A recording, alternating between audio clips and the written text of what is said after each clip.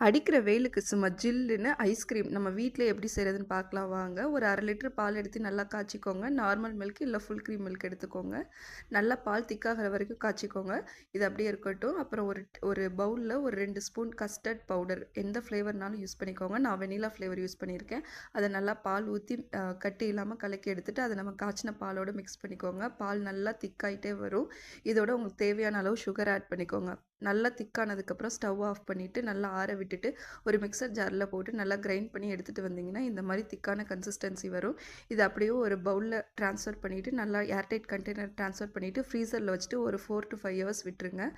4 hours கழிச்சு இதை ஃப்ரீசர்லேருந்து எடுத்து பார்த்தீங்கன்னா நல்லா திக்காக க்ரீமாக இருக்கும். இதை மறுபடியும் மிக்சர் ஜாரில் ட்ரான்ஸ்ஃபர் பண்ணி ஒரு 2 மினிட்ஸ் நல்லா கிரைண்ட் பண்ணி எடுத்துகிட்டு வந்து மறுபடியும் அதே கண்டெய்னரில் போட்டு ஒரு 8 to 9 ஹவர்ஸ் ஃப்ரீசரில் வச்சு எடுத்திங்கன்னா சும்மா செம சூப்பரான க்ரீமியான ஐஸ்கிரீம் ரெடி ஆயிரும். கண்டிப்பாக ட்ரை பண்ணி பாருங்கள். செம டேஸ்ட்டாக இருக்கும்.